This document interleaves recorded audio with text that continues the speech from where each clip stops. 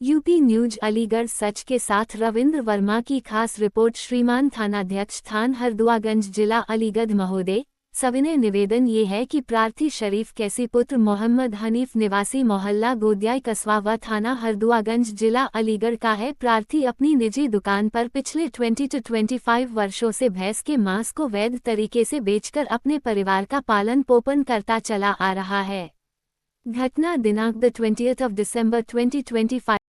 Pollution ये इसका licence नहीं है, फला लाइसेंस नहीं है, और अभी इस घटना में वो पकड़ा जाता है, उसका कोई कागज नहीं था, लेकिन वो रटी रटाई एक कॉकस बना हुआ है, एक नेक्सस बना हुआ है, तुरंत के साथ मैं फला फैक्ट्री से लेके आया था। उस फैक्ट्री वाले ने भी कागज इशू कर दिए। उनके बीच में एक और दलाल कोई बीच में मोहसिन नाम का जो व्यक्ति सराय रहमान का रहने वाला है, वो आता है, कागज प्रोवाइड करा दिए जाते हैं। FIR में उस फैक्ट्री का भी नाम है। तो क्या फैक्ट्री दायरे में नहीं आती है? जिसने कागज बना के दे दिए, जिम्मेदारी बनती है, उसने ऐसे बना के दे दिए। और अब लैब में, मथुरा लैब से जब जांच आई है तो वो किसका निकला है? गौवंश। एक तो हमारे जो हिंदुओं पर FIR करी गई है वो निरस्त की जाए। उसके साथ साथ अब जब गौवंश लगा है, भारत सरकार के द्वारा, उत्तर प्रदेश सरकार के द्वारा जो कठोरतम कानून बनाते हैं, उन पर जो कार्रवाई की जाए, वो कार्रवाई की हम मांग करते हैं। शफीक हो, शरीफ हो, कोई भी हो, इस नेक्सस को टूटना चाहिए। क्योंकि वहां बात आ रही है, शफीक पुलिस के साथ आ गए, बातचीत हुई, वहां किसी अधिकारी के द्वारा यह भी कहा गया कि नहीं भाई इस मुद्दे में ये इन्वॉल्व नहीं है, हम इनको नहीं करेंगे। लेकिन जिसके ऊपर 20 से अधिक और गैंगस्टर की कार्रवाई हो और कोई मीट वाला पकड़ा जाता हो, तुरंत आया, वो इन्वॉल्व नहीं होगा। पर्दे के पीछे कोई ना कोई खेल था जो उस समय छुपाया गया। अभी वरिष्ठ पदाधिकारियों से बात हुई, तब उन्होंने थोड़ा संज्ञान लिया है, तब जाके ये और रिपोर्ट गौवंश की निकल आई, तब इनको लग गया कि मैटर ज्यादा बड़ा हो जाएगा, तब ये कार्रवाई की गई है। ये बार बार पुनरावृत्ति ना हो, इसलिए जो भी नियम कानून है हम आपके पास वो भेज भी देंगे। एक स्थान से दूसरे स्थान तक ले जाने के जो भी नियम कानून है उनको फॉलो कराया जाए, और ऐसे समाज के अंदर विध्वंस या लॉ एंड ऑर्डर बिगड़ने की स्थिति ना बने। आज की प्रेस कॉन्फ्रेंस के माध्यम से हम यही बात कहना चाहते हैं।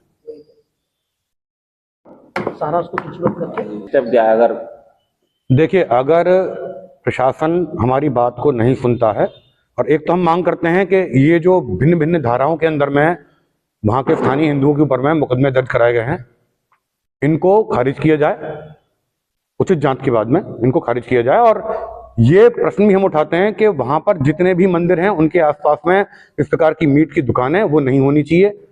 कार्य जो भी हो रहा है वो संवैधानिक दायरे के अंदर में करना चाहिए।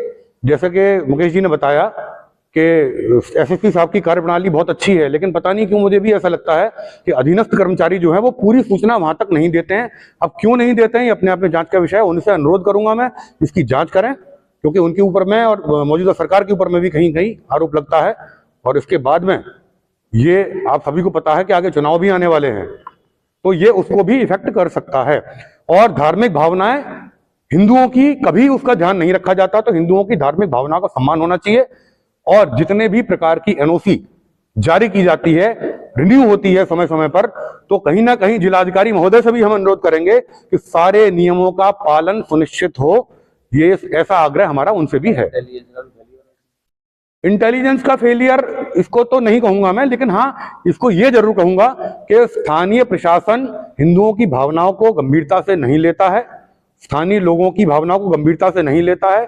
जब घटना घट जाती है उसके बाद में पता नहीं क्यों पूर्वाग्रह से ग्रसित होकर केवल हिंदुओं के विरुद्ध में कठोरतम कार्रवाई कर दी जाती है। कल अकराबाद में भी घटना हुई, गौवंश के अवशेष मिले थे। अकराबाद के अंदर में जो घटना हुई है, मैं फिर वही कहूंगा कि जांच रिपोर्ट के बाद में मैं कुछ नहीं कहूंगा जब तक जांच रिपोर्ट नहीं आ जाती। उसमें भी हम जांच रिपोर्ट की प्रतीक्षा करेंगे। जांच रिपोर्ट में जो निकलता है उसके आधार पर हम निर्णय लेंगे।